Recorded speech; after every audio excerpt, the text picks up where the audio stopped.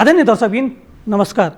गरिबका लागि न्याय कार्यक्रम लिएर म सदा चाहिँ विकल गिरी उपस्थित भइसकेको छु। आज म अलिकति फरक विषयमा यहाँहरूसँग केही कुराहरू जानकारी गराउन खोजेँ। यदि श्रीमान र श्रीमतीको यदि झगडा हुन्छ भने श्रीमतीले तारेको अन्डा लिएर आइन् भने श्रीमानले उसिनेको खान मन लागेको थियो, तिमीले तारेको ल्याएछौ भन्ने खालका कुराहरू आउन सक्छ। अनि उसले उसिनेको अन्डा ल्याइन् भने आज चाहिँ तारेको खान मन लागेको थियो भन्ने खालका कुराहरू आएर उसले झगडा गर्न सक्छ। जब उसले उसिने र तारेको दुईटै अन्डा लिएर आउँछिन् त्यसबेला तिमीले कमाउनु परेको भए पो हुन्थ्यो त, यो त मैले कमाउनु परेको छ, जति खर्च गर्दा पनि हुन्छ भने यस्ता कुराहरू आउन सक्छ। अर्थात् जे गर्दा पनि आरोप लगाउने जुन सिर्जना हुन्छ त्यतिखेर समस्या आउन सक्छ। मैले आजको विषयवस्तु यो भन्न चाहिरहेको छु, तेस्रो लिङ्गी र नेपाल प्रहरी बीच भएको विवादका कुराहरू अहिले चर्चामा आइरहेको छ।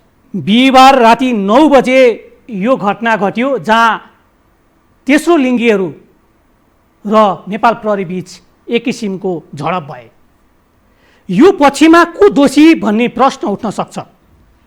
यहाँ दुई पक्ष कुराहरू आएका छन्। नेपाल प्रहरीको भनाइ के छ भने त्यहाँ धेरै कुराहरू शब्दहरू प्रयोग भए र उनीहरूले ढुगामुडा गरे भन्ने खालका कुराहरू आइरहेको छ भने अर्कोतर्फ हामीलाई 81 चाहिँ प्रहार भयो, हामीलाई 81 चाहिँ कुटियो भन्ने खालका कुराहरू आइरहेको छ। यही बिचमा ती 13 जनाबाट एकजना व्यक्ति चाहिँ त्यहाँबाट भाग्नु भएको छ, जसले गाडी मुनि 1 घन्टासम्म बसेर म बचेको हो, मेरो त्यो दिनै अन्तिम दिन थियो जस्तो मैले फिल गरिरहेको थिएँ र मलाई त्यो दिन मार्थे भन्ने खालको कुराहरू उहाँको कुराहरू छ। मैले उहाँको कुरालाई यहाँहरू सामु प्रस्तुत गर्न खोजेँ। दर्शकबिन एकैछिन उहाँको कुरा सुनौँ।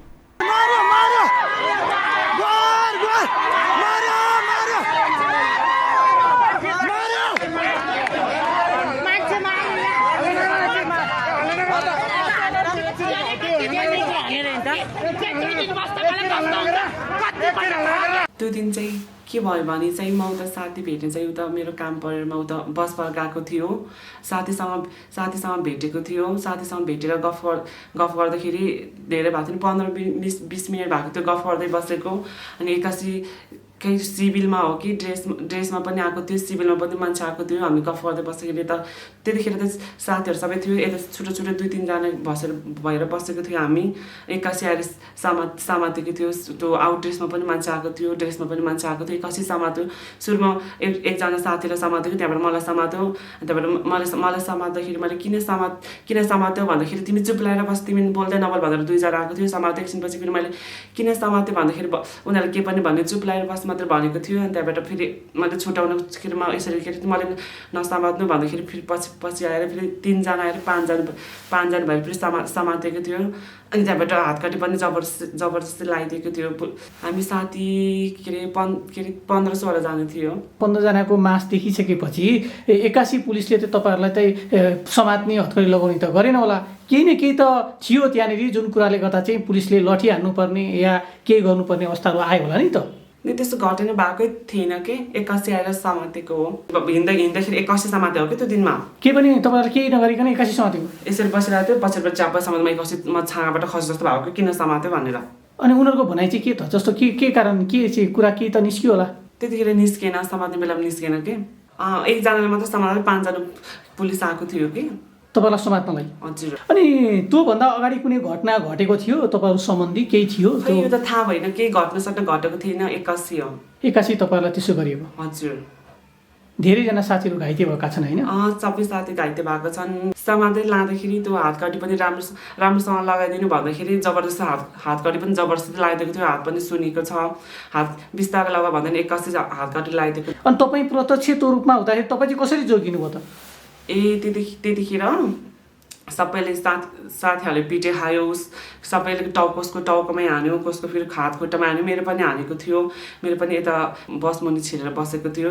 अरू साथीहरूको कसैको टाउको फुटालिदिए, कसको फेरि खुट्टा कसको ढाडमै हानिदिए, कसको फेरि कता हानिदिए। सब साह्रै हस्पिटल भर्नु हुने गरी के अरे बिरामी हुने गरी पिटेको छ। आज यति भएपछि मेरो अन्तिम दिन यहीँ रहेछ भनेर म एकदम छटपट्टि। त्यहाँबाट मलाई डर पनि लागेको थियो। 81 यसरी पिट्दाखेरि म त आज कहाँबाट ठुलो कालबाट बचेछु जस्तो लागेको थियो। त्यस पछाडि तपाईँ कति घन्टासम्म गाडी मुनि बस्नुभयो? म गाडी मुनि धेरै 45 मिनट 1 घन्टासम्म म गाडी मुनि लुकेर बसै गरेको थियो। त्यस पछाडि तपाईँ घर कति बजे पुग्नुभयो? राति 10 बजे 11 बजे घर पुगे भन्ने कुरा छ तपाईँको? हजुर, म त्यहाँ लुकेर पछि के अरे त्यहाँ पुलिसहरू गयो कि गएन भनेर पछि एक्लै फर्केको थियो। धेरैजना साथीहरूलाई पुलिसले लग्यो होइन? हजुर। अनि केही साथीहरू त नराम्रो घाइते पनि भएका छन् नि, यहाँले त्यसलाई चाहिँ कसरी हेर्नुहुन्छ? नराम्रो त्यो सबैलाई मर्ने गरी कुट्या हो क्या। उहाँहरूको उद्देश्य के थियो भने हामीलाई मार्नु उद्देश्य थियो कि क्या हो, त्यही भएर कोही साथीलाई टाउकोमा हानेको छ, कोहीले यस्तो ढाडतिर हानेको छ, कोहीलाई फेरि के अरे पछाडिको साइडमै सुनाइदिएको छ, कसो फेरि ढाडै सुनाइदिएको छ। साथीहरूको 2जना साथीको त के अरे टाउकोमा 5-5वटा टाँका पनि लागेको छ। यस कारण घाइते भएर उनीहरूको उद्देश्य नै मार्ने रहेछ र पो हातखट्टी नलाइकन पो यसरी पिटेको रहेछन्। धेरै साथीहरू अहिले नेपाल प्रहरीको हिरासतमा छन्? धेरै साथीहरू छन्, म एक्लै हो बाँचेर आएको। अरू दिन पनि तपाईँहरूलाई चाहिँ नेपाल प्रहरीले दुःख दिन्थ्यो? अरू बेला पनि? अरू बेला पनि एकदम दुःख दिन्थ्यो। बाटोमा हिँड्यो कि हामीलाई त किन बाटोमा हिँडिस्, कहाँ जान लाग्यो भनेर उस गर्ने। अरू नर्मल केटाकेटीले चाहिँ केही पनि नगर्ने। हामी जब तेस्रो लिङ्गी साथीहरू बाटोमा हिँड्न थाल्यो भने कहाँ जान लाग्यो त, कहाँ जान लाइस्, घर जाऊ फुरुक भनेर भाटाले ताक्थ्यो कि। हाम्रो तेस्रो लिङ्गी साथीहरूलाई यिनीहरूलाई के अरे ड्रग्स गोजीमा हालेर फसाइदिने भन्ने कुरा गरेको छन् रे। अब नर्मल चाहिँ जो पनि हिँड्छन् बाटोमा हिँड्न साथ यिनीहरूले सबैले समातेर यिनीहरूले ड्रग्स केसमा फसाइदिनुपर्छ भन्ने कुराहरू पनि आइरहेको छ। बाटोमा हिँड्दा तपाईँहरूलाई कस्तो कस्तो समस्या छ? बाटोमा हिँड्दा हामीलाई पब्लिकले पनि जुन समाजले पनि नराम्रो व्यवहारले हेर्छन्। ओइ यता हेर्न हिजो आयो, ओइ यता हेर्न छक्का आयो भन्छन्, कसले सबैले गिचाउँछन्। हामी पनि मान्छे हो, हामी पनि मानव हो। हात के अरे रगत जसको पनि आउँछ। जब पनि दिएकै छैन। अब कहीँ ठाउँमा गयो भने पनि जबको लागि बुझ्न गयो भने पनि तिमी यस्तो उस्तो, तिमी यस्तो पो रहेछ भनेर जब दिनै मान्दैनौ। मैले 10 पढ्दै छोडेको। समस्या आएर घर परिवारबाट, के अरे स्कुलबाट, के अरे समाजबाट, घर परिवारबाट त प्रब्लमै थियो। आमाले चाहिँ एकदम केही नै नराम्रो नभन्थ्यो, बाबाले चाहिँ एकदम हेला गर्थ्यो। त्यसै लिङ्गी भएको कारणले गर्दा त यस्तो भइस् त उस्तो भइस् भनेर मलाई के अरे घरमा पनि बस्नै दिन्थेन। कुट्नु पनि हुन्थ्यो? कुट्नु पनि हुन्थ्यो। त्यहाँबाट मलाई घरबाटै निस्केर जाऊ भनेको थियो कि, त्यही भएर निस्केर म काठमाडौँ आएको थियो। मम्मीले चाहिँ अहिले पनि फोन गर्नुहुन्छ? मम्मीले त माया गरिरहेको छ। बाबाबाट चाहिँ त्यस्तो खासै केही छैन। बाबाले एकदम हेला गर्छ। म यस्तो भए होइन, मलाई भगवान्ले नै यस्तो त्यहाँ हुन्। मैले जबरजस्ती बने भए पो यस्तो हुनु त। अनि भगवान्ले दिएपछि भित्र कति रुन्छन् मान्छेहरू, कसलाई पनि थाहा हुँदैन कि भित्रको व्यथा भनेको कसलाई के थाहा। बाहिर पो जति हाँस्यो रमायो खेले पनि भित्रको पीडा कसैलाई पनि थाहा हुँदैन कि तेस्रो लिङ्गीहरूको। रुन्छु कहिलेकाहीँ एक्लै बसेर, मरम जस्तो लाग्छ। के गर्नु, लाइफ यस्तै हो भनेर सोच्छु। कस्तो कुन समयमा थाहा भयो तपाईँलाई? 3 क्लास पढ्दाबाट थाहा भएको हो।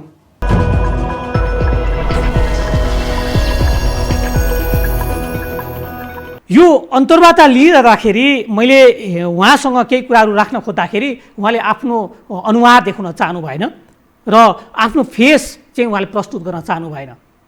उहाँको बोली केही कुराहरू छन्, यी कुराहरू पनि मैले यहाँ प्रस्तुत गर्न खोजेको छु। अचानक 2जना मान्छे आएर चाहिँ मलाई समात्यो। त्यो चाहिँ कुन कारणले समात्यो, के गरेछ त्यो मलाई थाहा भएन।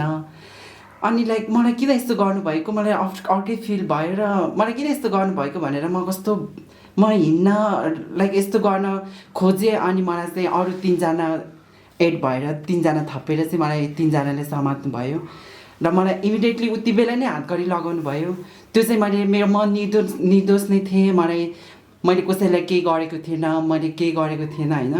मलाई चाहिँ इमिडिएटली अब कसैको ज्यान मारे जस्तै गरेर लाइक कसैको केही चोरे जस्तै गरेर मलाई हातकडी लगाएर मलाई भेनमा राख्नु भएर म लगायत र अरू पनि साथीहरू हुनुहुँदो रहेछ, उहाँहरूलाई पनि सँगै ल्याएर भेनमा राखेर चाहिँ नयाँ बस पार्कको चौकीमा लानुभयो।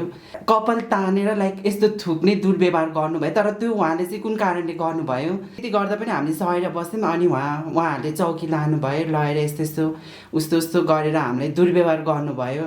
उहाँ लगेर हामीलाई लट्ठी चार्ज गर्नुभयो। त्यो कारण चाहिँ हाम्रो कुनै रिजन नै छैन, हामीबाट कुनै गल्ती नै छैन। नेपाल सरकारले नै तोकेर हामीलाई चाहिँ यस्तो गर्नुपर्छ उनीहरूलाई भनेर उहाँले सरकारले नै तोकेको हो कि उहाँको खुसीले प्रशासनले गरेको त्यो हामीलाई थाहा भएन। कुन ठाउँमा कुटेको यो? हजुर वहीँ चौकीमै लगेर कुटेको हो। तपाईँहरू सबलाई चौकीमा लगेर कुटेको यो? हजुर चौकीमै लगेर कुटेको हो। र उहाँहरूले चाहिँ कुट्न पनि कस्तो तरिकाले कुट्नु भयो भन्दाखेरि चाहिँ अब त्यो पशु सरह पशुलाई कुटे जस्तै अलिकति मानवता उहाँहरूमा भएन। टाउकोमा लाइक मेरो छातीमा त्यस्तो ठाउँमा पिटेर उहाँहरूले चाहिँ त्यस्तो दुर्व्यवहार देखाउनु भयो। र मैले त मेरो छातीमा एकचोटि पिटाइ खाएँ, मेरो टाउकोमा पनि हान्न खोज्नु भएको थियो र मेरो टाउकोमा चाहिँ मैले हातले यसरी छेकेँ। त्यो दिनमा मेरो टाउकोमा नछेकेको भए मेरो टाउको नि सायद फुट्थ्यो होला। समाजमा यहाँलाई हेर्ने दृष्टिकोण चाहिँ कस्तो रहेछ? अब हामी त सबै मान्छे सामान्य एउटै हो भन्ने सोच भावनाले हिँड्छन्, तर हामीलाई चाहिँ उनीहरूले नराम्रो सोच्ने चाहिँ समाजबाट पनि त्यस्तो छ। माया भन्ने शब्द चाहिँ यहाँले पाउनुहुन्न? अब खै सायद अब आफ्नै घर फ्यामिलीबाट त तिरस्कार भएर हिँड्ने, अब फ्यामिलीमा त त्यस्तै अब बाहिरी भन्ने कुरा त्यस्तै रहेछ। अब माया भन्ने कुरा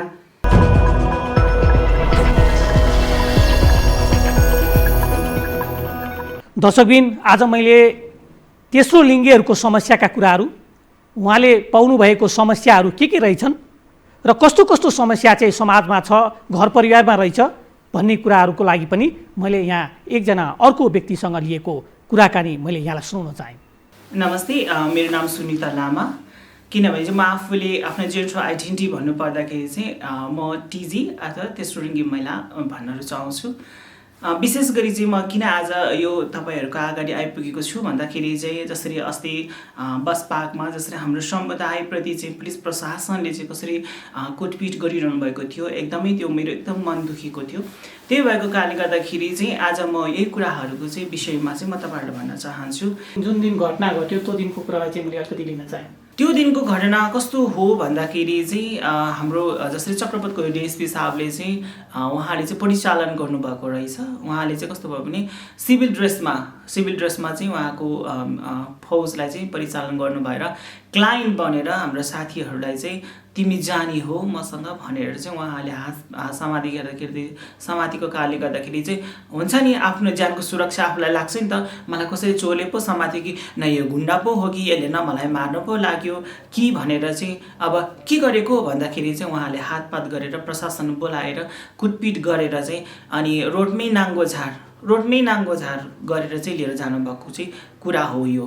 अनि प्रशासनभित्र लगेर पनि भाँडाले पिटेर अनि चोटपटक गरेर उहाँले चाहिँ त्यो बन्दुकको यस्तो नालले हिर्काएर चाहिँ अनि टाउकोमा चाहिँ एकजनाको 6 टाका एकजनाको 5 टाका चाहिँ लगाएको छ।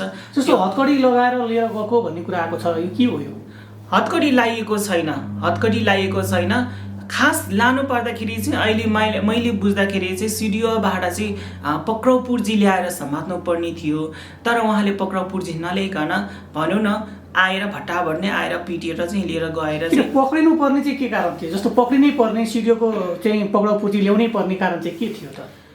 हाम्रो साथीहरू चाहिँ कतिजनाहरू चाहिँ अब बाध्यवश छैन, हामीलाई सरकारले रोजगार दिनुभएको छैन होइन।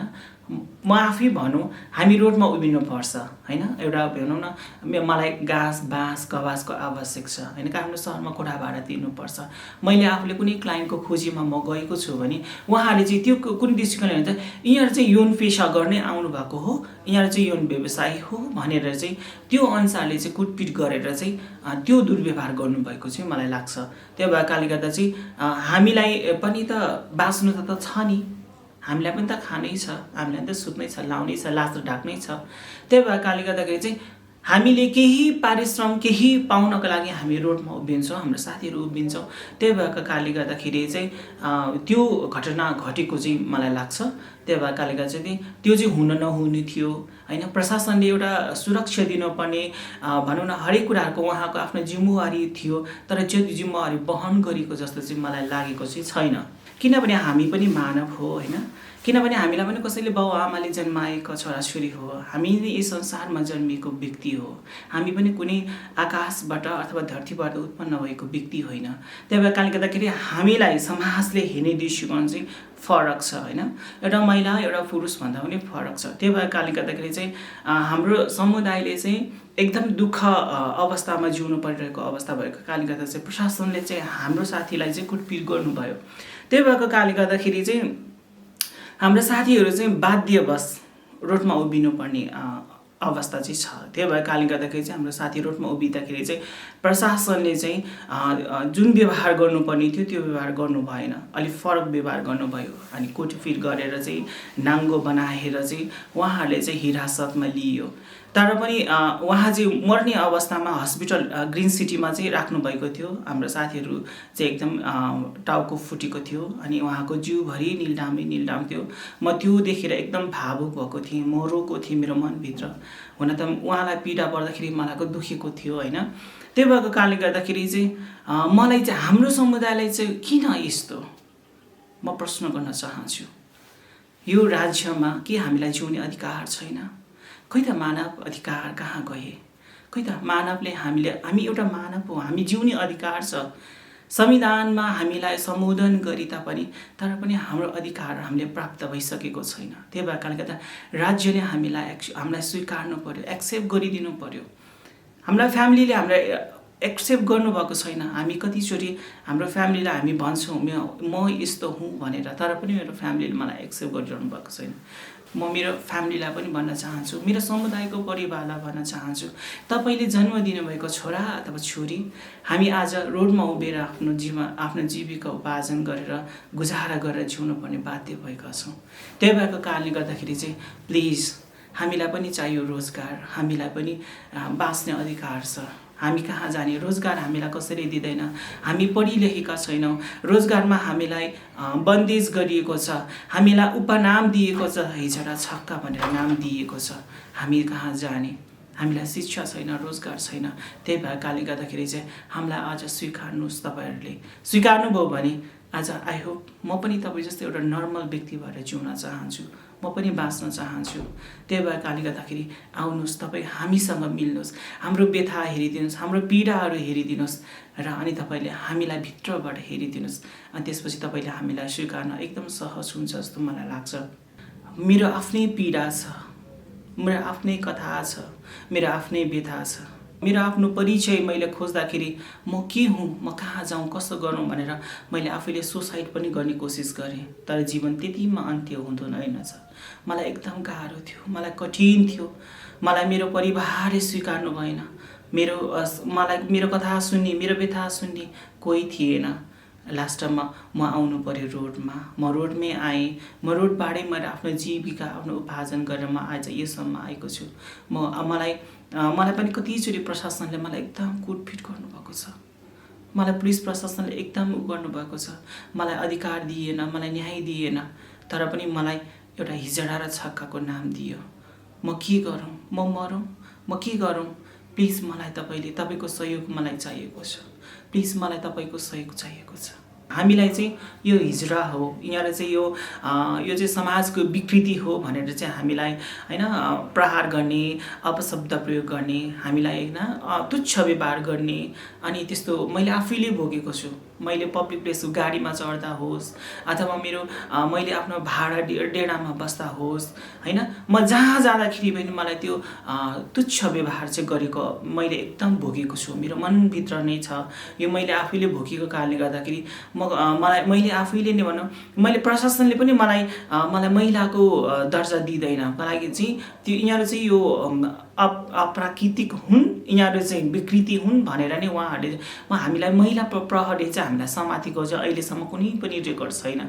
अनि त्यो भएको कारणले गर्दा हामीलाई चाहिँ पुरुष प्रहरीहरूले नै आएर समातेर हातपात गर्ने, हामीलाई पिट्नेहरू गर्नुभएको छ। मैले आफैले भोगेको छु त्यो चाहिँ। त्यो भएको कारणले गर्दाखेरि चाहिँ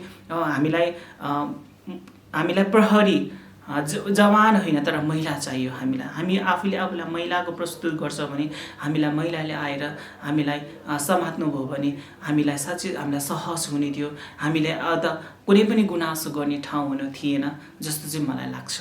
सरकारले चाहिँ हामीलाई कुनै रोजगार दियोस्, हामीलाई एक्सेप्ट गरोस् होइन। समाज यिनीहरू पनि हाम्रै समुदायको व्यक्ति हुन्, यिनीहरूलाई पनि हामीले चाहिँ यिनीलाई समेट्नुपर्छ।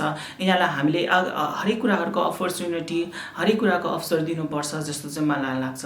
तर राज्यले त्यो गरिरहेको चाहिँ अवस्था चाहिँ छैन। संविधानमा चाहिँ लेखिदियो होइन, संविधानको दफा कतिमा लेखिदियो, तर पनि अहिले हामीलाई राज्यले चाहिँ त्यो गरिसकेको छैन। हरेक कुराहरूको जस्तै दलितको कुराहरू आउँछ होइन, हरेक विभिन्नहरूको महिलाहरूको कुराहरू आउँछ होइन, पुरुषहरूको पनि अहिले कुराहरू आइसकेको छ, तर हाम्रो तेस्रोलिङ्गीको कुराहरू चाहिँ त्यो उट्खटन भएर चाहिँ आइरहेको चाहिँ छैन। म ज्यामी काम गर्न जान्छु भने मलाई पनि त पारिश्रमिकको आश त लाग्छ नि होइन। त्यो भएकाले गर्दाखेरि चाहिँ एउटा भनौँ न कुनै बेलामा चाहिँ रोडमा भनौँ न साथीभाइ भेट्नको लागि जानुभएको हुनसक्छ होइन, एउटा कुनै एउटा केही कामको लागि जानुभएको हुनसक्छ गफ गरिरहेको अवस्थामा फेरि त्यस्तो त्यो रात्रिकालीनको पनि कुरा होइन, यो लगभग 6 देखि 7 बजेको घटना हो। 6 देखि 7 बजे त हरेक पब्लिक प्लेसमा मान्छे हिँड्न पाउने, हिँडडुल गर्न पाउने अधिकार छ भनौँ, चोरले हिँड्नेको पाउने अधिकार छ, मान्छे अब भनौँ न हरेक कुराले बाँच्न पाउने अधिकार छ। तर हाम्रो समुदायलाई चाहिँ 6 बजे र 7 बजेभित्रमा चाहिँ जुन कुराहरू भयो त्यो चाहिँ राम्रो भएन होइन। त्यो चाहिँ अब मैले चाहिँ मेरो देख्दाखेरि चाहिँ मैले के भन्छु भने यसमा चाहिँ राम्रो तरिकाले छानबिन भएको होस् होइन, हामीले न्याय पाऊँ, हाम्रो साथीले न्याय पाऊँ। मेरो साथीहरू जसरी अहिले नाङ्गो अवस्थामा चौकीभित्र बसिरहनु भएको छ, जुन बिरामीलाई कस्टडीमा राखिदिनु भएको छ, उहाँलाई चाहिँ छुट गरिदिनु पर्नेमा उहाँलाई फेरि हतकडी लाएर चाहिँ चौकीभित्र राखिरहेको अवस्था छ, कसैलाई भेट्न दिएको छैन। हिजो एकजना साथी भेट्न जानुभएको थियो, तिमी उसको आफन्त हो, उसको आफन्त हो भने तिमी नागरिकता लिएर आऊ, म त भेट्न पाउँछौ भन्ने कुराहरू पनि मैले सुने। त्यो सुन्दाखेरि चाहिँ मलाई एकदम दुःख लाग्यो प्रशासनप्रति चाहिँ। त्यो भएकाले गर्दा चाहिँ म यो मिडियातर्फ चाहिँ के भन्न चाहन्छु भने हामीलाई प्रशासनले दिने जुन कुराहरू छ नि त्यो कुराहरू चाहिँ त्यो विभेद कुराहरू चाहिँ अन्त्य भएको होस्, हामीलाई सहज वातावरण, सहज राम्रो तरिकाले राम्रो दृष्टिकोणले हेरिदिनु भएको, हामी कुनै विकृति होइन, अप्राकृतिक होइन। मैले अलिकति कुरा के काट्न चाहेँ भने जस्तो तेस्रो लिङ्गीहरू चाहिँ शारीरिक सम्बन्ध गर्छन् भन्ने कुराहरू अलिकति जुन कुरा आइरहेको छ, यसलाई चाहिँ यहाँले कसरी हेर्नुहुन्छ? अब सेक्स इज नर्मल, म चाहिँ त्यो भन्न चाहन्छु। हामीले यो सेक्सलाई ठुलो इस्यु बनाइराख्नुपर्छ जस्तो लाग्दैन। अब हामीले विभिन्न बाहिर विदेशको कुरा गर्नु हो भने सेक्स इज नर्मल भनेर भन्छ।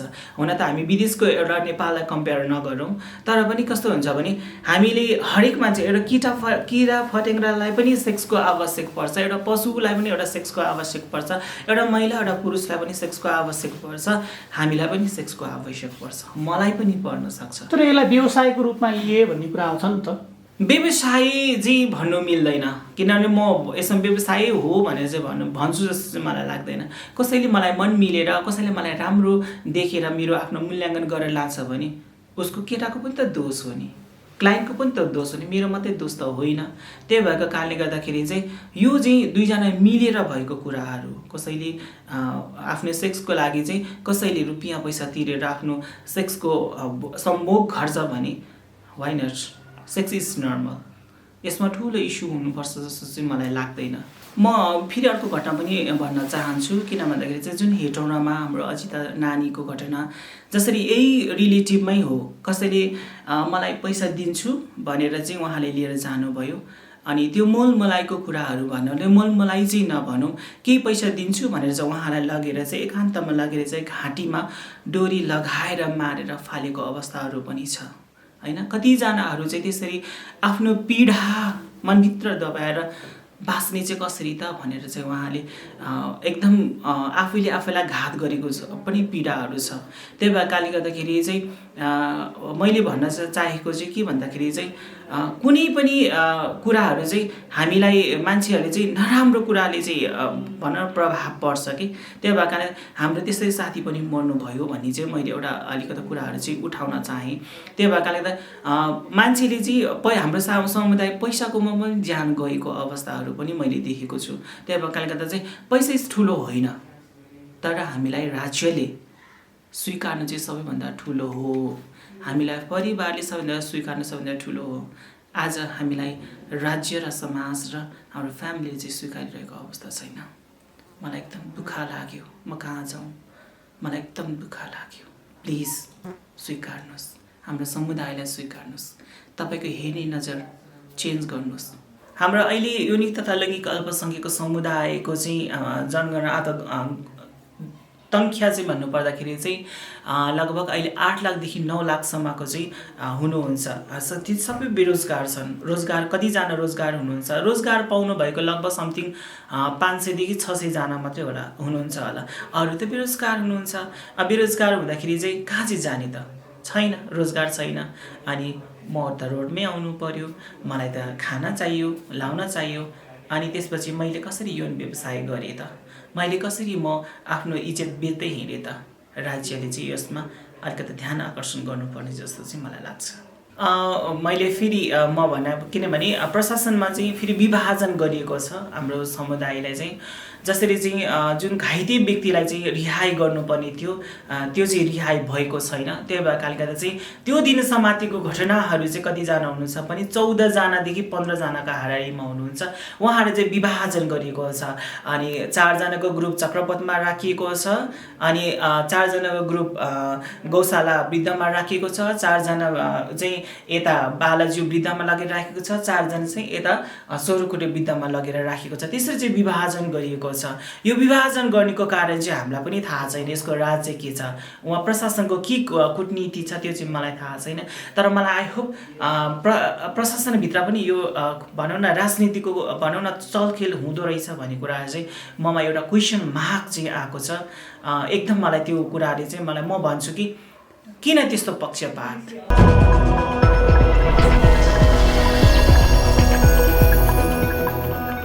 आदरणीय दर्शकबिन, यहाँलाई गरिबका लागि न्याय कार्यक्रम कस्तो लागिरहेको छ हामीलाई जानकारी गराउनुहोला, हामीलाई SMS गर्नुहोला, टेलिफोन गर्नुहोला। हाम्रो स्क्रिनमा फोन नम्बर दिएको छ।